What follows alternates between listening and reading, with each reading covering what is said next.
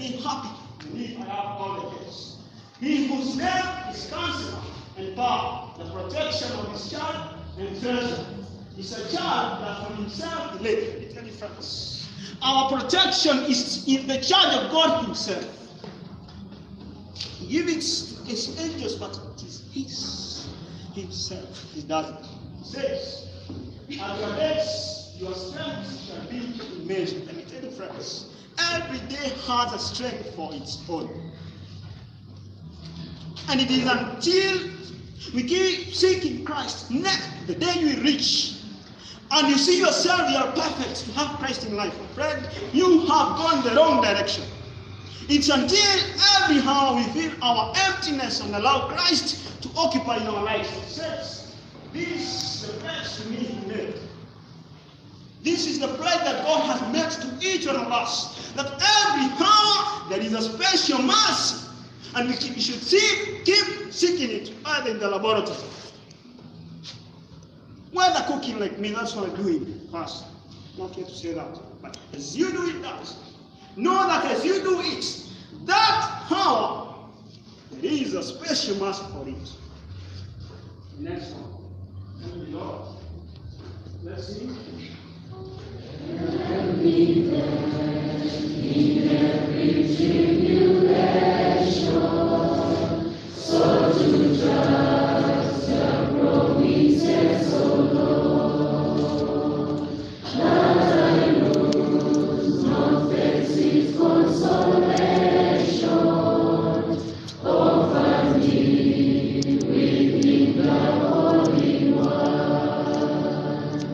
Help me, Lord, when time and trouble meeting, and to take us from our Father's hand, one by one, that is a moment's fleeting, till I reach the promised land. Happy day in every tribulation, so to trust the promises. Now let me say this. The hardest thing for man is to trust in God.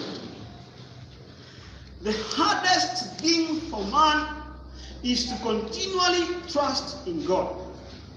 But this is the best thing that we can have. It is the hardest, but the best.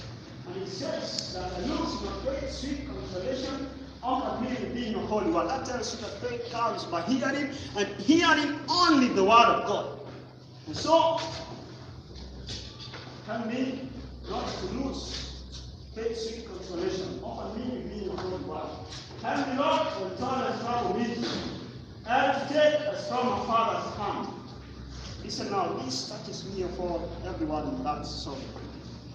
One by one, the days, the moments, till I reach the promised. From day to day, moment to moment, we determine our destiny. Every day we make choices which at last they determine our destiny. And so the choice, one godless moment, may lead to a suffering all of my entire life.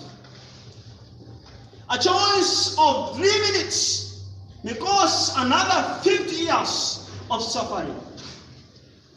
That is why one by one, the days, the moments fleeting, till I reach the promised land. I'm speaking to young people. I'm a young person. I'm not worthy of this. But friends, allow me to tell you, friends, today we need to take Jesus everywhere we go. Time to time, we have to walk with him. In class, people should see Christ in us. If they are asked today, whom can you point who has Jesus in his life? Friends, they should point to us. They should testify, surely this man walks with the Lord. I want us to kneel and tell God to do something in my life. Thank you.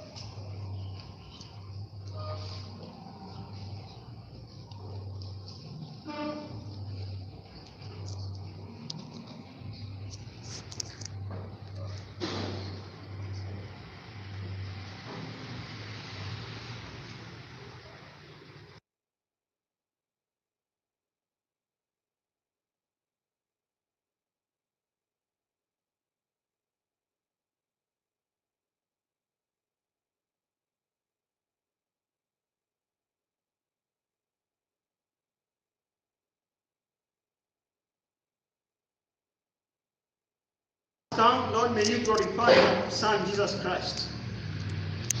Father, he who is standing here is a sinner in need of your grace.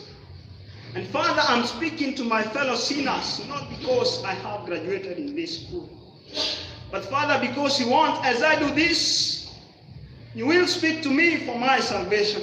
I'm asking, Lord, Father, put your words right in my mouth, possess my mind, so that I will not speak anything out of my selfish heart. There is an enemy inside me, and that is my heart.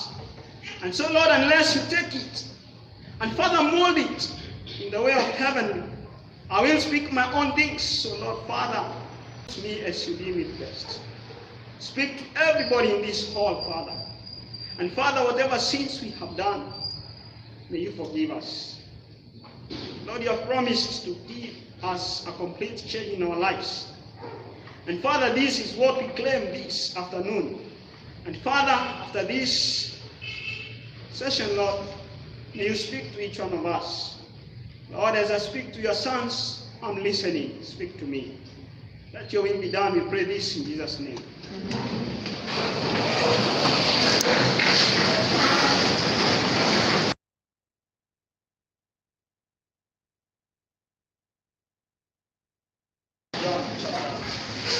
John chapter 3,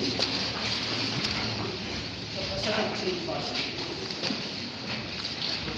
John chapter 3 verse, chapter 17 verse. John chapter 17 verse.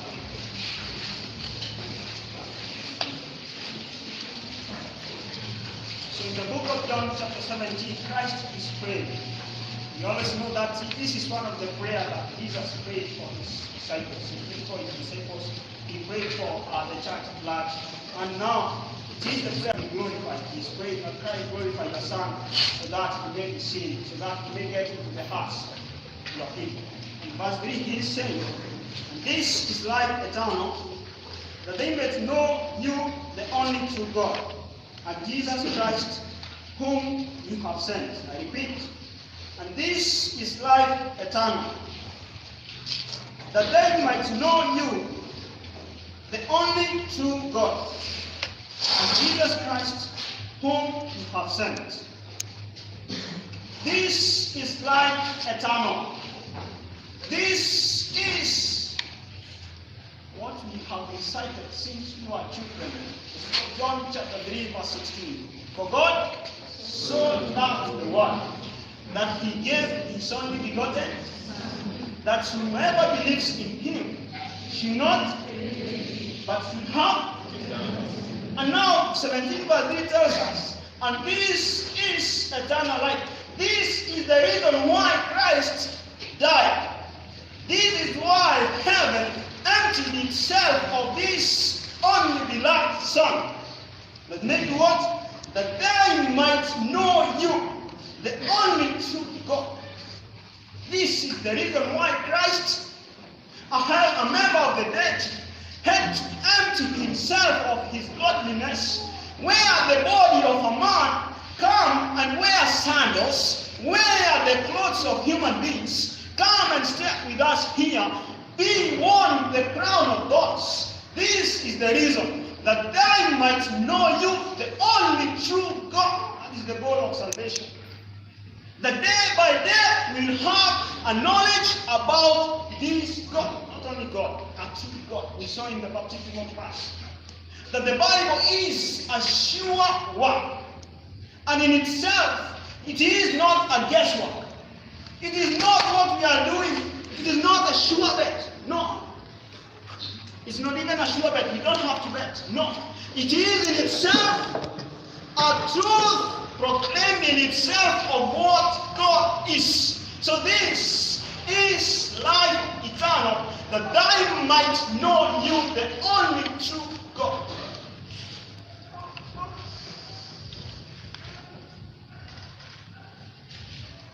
And Jesus Christ, whom you have sent. A deeper experience. That was our day of the week. And we saw that we need to have an experience with Christ from moment to moment. We have to allow no minutes to pass without ourselves realizing how we have spent it. That tells us now we have to become stewards of our time. How we spend time, whether in the room, whether in the class, or anywhere, that calls us to be stewards of our time.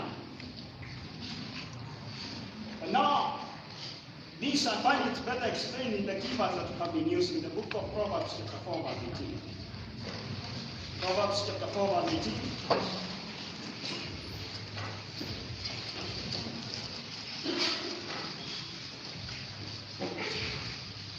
Proverbs chapter 4 verse 18. It says, but the path of the just is as the shining light, that shineth more and more unto the perfect day. I repeat, but the path of the just is as the shining light, that shineth more and more unto the perfect day. That the path of the just, those who are God after God, they shine more and more until the perfect day. That tells you, my yesterday compared to my today is better my yesterday. Today I have a deeper experience than how I had with Jesus Christ. That tells you God, the means He has given us to know Him should be part of our lives. And they should be part and parcel of our lives. That is what we will be seeing this afternoon. I find it also well explained in the book of Romans chapter 1 verse 16 and 17. Go to the book of Romans chapter 1 verse 16 and 17. And Paul says the following words. Book of Romans chapter 1 16 and 17.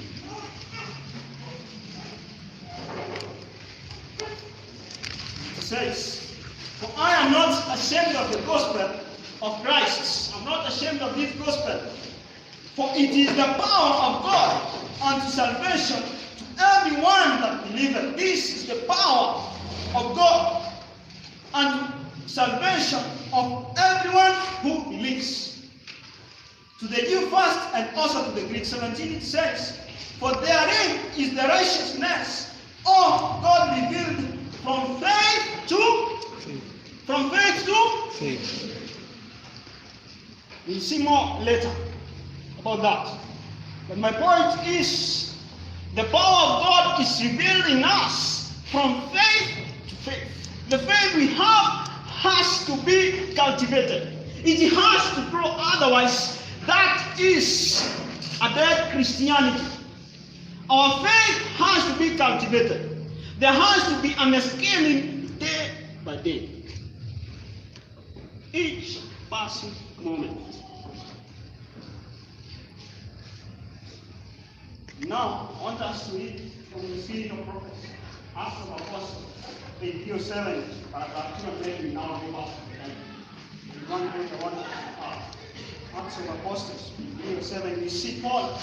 He had a burden for the Corinthians, just as the watchman of today, me and you, we should have a burden for the believers. It should concern us about the church of God, and it should concern us about the world. The book Evangelism 1:19 says that Adventists, the Seventh-day Adventists, are a special people. To them has been committed the work of the most solemn import, the proclamation of the first, the second, and the third angels' messages. There is no work, it is a work second to none, I paraphrase. And so that is the burden that we have. And if we have it, our most burden should be living this message. For this is the righteousness of God, I quote Paul. So as Adventists, friends, we are not just a people. How the world is doing things with just says the Corinthian believers needed a deep experience in the things of God. In what? They needed a deeper experience in what? In the things of the world? In the things of the world? In the things of God. They did not know fully what it meant to behold His glory and to be changed from character to. They did not meet They did not know fully what it meant to behold His glory and to be changed from character to character. We have to be changed from character to character and by experience day by day. It says, they have seen, but the first rays are dawn of that glory. They had some light. They had some light, which every Christian has that step. We have some light about something. At least you know there is a starting point. We have the Sabbath. By not having the Sabbath, what about, that's all. He says, all desire for them was that they might be filled with all the fullness of God. With what? All the fullness of God.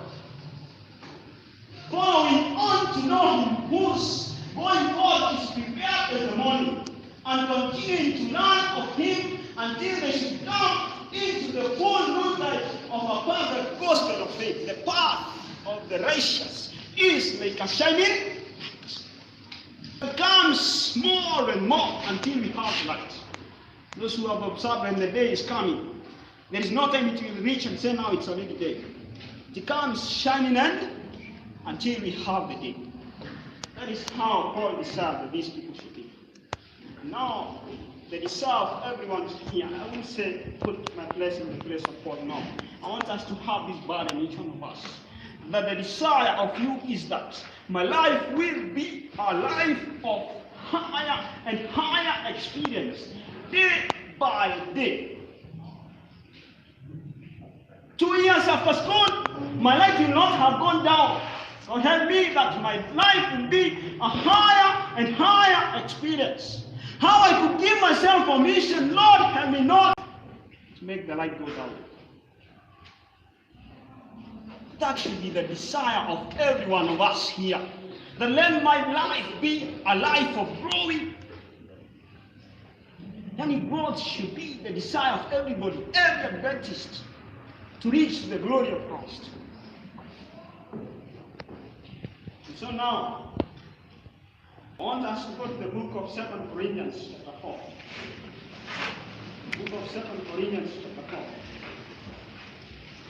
And we see one way that we know God is through passing through tribulation and trials. But I want us to see they all work for the good of us. The book of Romans chapter 8 verse 28 says, all things work for the good of those who do what? We start verse 7. Book of 2 Corinthians chapter 4. We start verse 7, it says, but we have this treasure in earthen vessels, that the excellency of the power may be of God and not of us. I repeat that verse. But we have this treasure in earthen vessels, that the excellency of the power may be of God and not of us. What does that verse mean? When you read the previous verses, it says that our God, who shined light in the beginning, has shined in our light, in our hearts. And so this verse simply says, we have this treasure. We have this, what is in us. If I have a scripture in me, that is a treasure. If I have any knowledge about God, that is a treasure. Now why do I have it? We have this treasure in earthen vessels, that the excellency of the power may be that of God and not of me. Not I, but Christ. Be exalted, be honored. Not I, but Christ be seen, be known, be heard. No trace of I be found in me. All the excellency is not of us, but belongs to whom? To God. That is why we go first to the book of Galatians. We see why is it of God and not me. Galatians chapter 2 verse 20. Galatians chapter 2 verse 20 is a common verse to us. It will be better that we leave it. We'll do better when we leave this verse. It says, I am crucified with Christ, nevertheless I live. Yet not I, but Christ lives in me. And the life that I now live, I live by who? Jesus Christ. I live by the faith of the Son of God who loved me and gave himself for me. It is not me. And so the excellence that we have on this earthly vessel, this body, let me tell you friends, ask the medicine students, this is just like a body. There is nothing that you can boast about this body. This is just like the body. And there is nothing good in this body. And so now Christ gives us something better that can make this body be glorious. And that is now having the knowledge of Christ. That is living a life that glorifies God. This makes this body beautiful, otherwise it is not. That is why human beings will try to color themselves, they will try to do anything. This is just like a body. And what will make it beautiful is having the glory of God, Jesus Christ his Son. So that we will understand that the righteousness we have does not belong to me, no trace of me. It is that of Jesus Christ. This is life eternal, that they may know, and Jesus Christ the Son. That is life eternal. That is why Jesus Christ came to die for us. That me and you, we should have a knowledge of who Jesus Christ is. And that knowledge should now work in us. We will see as we continue. We go back to the 2 Corinthians chapter 4. Verse 8 says, we are troubled. That is the book of 2 Corinthians chapter 4. Verse 8 says, we are troubled on every side, yet not stressed. We are perplexed, but not in despair. Persecuted, but not forsaken. Cast down, but not destroyed. We go through tribulations. People mock us. They say anything about us. They say everything. But all that should not perplex us. Let me tell you, friends, the greatest enemy is yourself. It's not even what other people are saying. It's not what people are doing to you. The greatest enemy is yourself. What do you know about yourself? It's not what people are saying about yourself. That is the greatest enemy. And that is what, until we overcome self in us, we will accept that we are sinners and give ourselves to Christ. We know that it's true, I'm a sinner. They are saying I did. They are saying I did the bad things. But thank you, Jesus Christ, for you have clothed me with your righteousness. Until we come to that realization, we will not stop worrying about people are saying about us. And we will not spend a long time making choices to go to Christ. We will say, yes, I have done this for all these years, but now is the time, Christ, I have to come. Now is the time. Let them speak. Let them do. Let them walk. My name is that. It is that in the town. It is that in the campus. But Lord, I have come today. The greatest enemy is ourselves. Not what people say about yourself. It is what is your connection with Christ. And that is what we should labor day by day for. Not our relationship with friends. And the moment we labor for that, the others, he will do it for them. It will be easy for them. It will be easy for us to go to friends and tell them, this has happened, forgive me. This and this has happened, how do we solve this? It will be easy for us. But until we come, unless we conquer ourselves, this battle will not be won. Friends, the greatest enemy is ourselves, not other people. We go to verse 16. 16 says, for which cause we faint not. The good news says, for this cause we are not discouraged. The Revised Standard Version says, we don't lose heart. Why? Let's continue reading. It says, but though our outward man perish. When they look at me, it's true, I'm worn out. I'm the short man. I'm not the man to be liked. That does not give me anything. It does not concern me. What concerns me most is my relationship with Jesus Christ. That is what troubles me most, not what they are saying. It says, yet the inward man is renewed day by It is renewed day by day, and with each passing, strength I find to meet my trials. Trust in whom? In my Father's voice. I have no cause for all you all for. He whose name is Counselor and what? Gives unto each day. Friends, day by day we have to give ourselves to Christ. Lord, I have woken up this morning, thank you. As I enter to study your word, give me strength for this day. Day by day. We have to live for Christ every moment. In class, any free moment.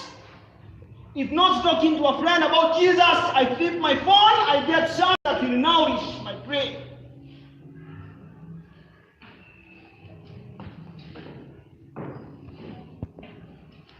It is renewed day by day. So I want us to ask ourselves, how is the renewal? The book of Romans chapter 12 verse 1 and 2. How is this body renewed? Day by day. The Vice Standard Version puts it well every day. He puts it well every day. Romans chapter 12 verse 1 and 2. It says, I beseech you, therefore, brethren, by the mercies of God, that ye present your bodies a living sacrifice. Paul is begging. He is telling them, tafadhali kutumia Kiswahili. Wanawasihi kwa jina la Mungu Baba, kwa neema zake. Nasema, that you present your bodies a living sacrifice. That now, let your bodies be given to God. That God, use me as you deem it best. When you give a sacrifice, for example, we have given sacrifices. Those who have done it. And when you give it, do you expect it back? Do you expect it back?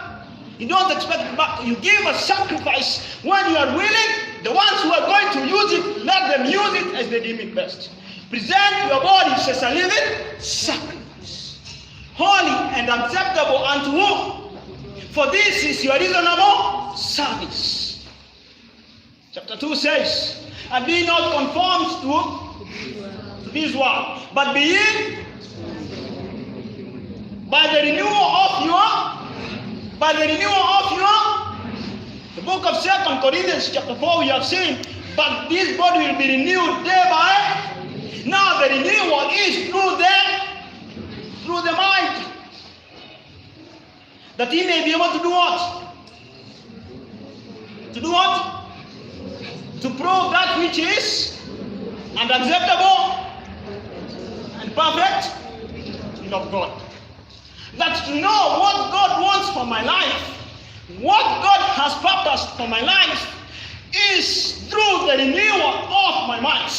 My heart wants this, but now after I am renewed, I love the Good News Bible. Who has it? Anybody the Good News Bible? Read it, please. It puts it well. Romans chapter 12, verse 2. Verse 2 it reads, yes? Do not conform yourself to the standards of this world. Listen, do not conform yourself to the standards of friends. We are different from them. Not that we are any pressure on them, not that we should hate them. But now we should not be conformed to them. How? But let God transform you inwardly. Listen, I like this version. It says, let God do what? Transform you out. By a complete change. Let me ask them a question. Out. That is why there is a day we saw it is inside. Out. I don't start working on the dress. I start working in the heart. Until I start with the heart, the outside I will only be doing my own works. Friends, we must shun self-righteousness. We have to go away from it. Read. But let God transform you inwardly. Who is transforming you? Is it yourself? No. By a complete change of your mind. By a complete change of what? That is why the week learns that Christianity is not a modification of the past. It is not a development of the past. It is having a complete change and telling me, God, now tell me what I should do. That is what Christianity is. It is not coming with your own distance. It is not coming saying still that my grass is my choice. No. My fellow ladies, I say this with all humility and love to you. It is coming and telling God, change my mind and tell me what I should do. By the renewal of what? Our minds. There has to be something something has to be done to the mind. Not the outside. We don't begin with having a health reform at first. I struggle working on the health reform first. I hear a message, and so I go struggling there. No. That's not how Christianity is. That's not what Adventism. People have confused Adventism with that. It is having a reason. Why am I doing this? Because it is starting from the man.